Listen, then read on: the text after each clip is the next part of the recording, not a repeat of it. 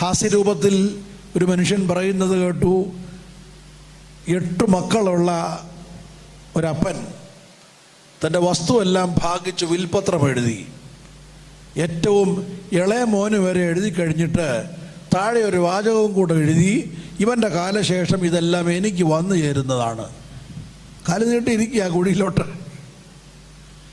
ഈ ഇളയവൻ്റെയും കാലശേഷം ഇതെല്ലാം എനിക്ക് വന്നു ചേരുന്നതാണ്. നമ്മുടെ അസംതൃപ്തിക്ക് കാരണം ഇതാണ്.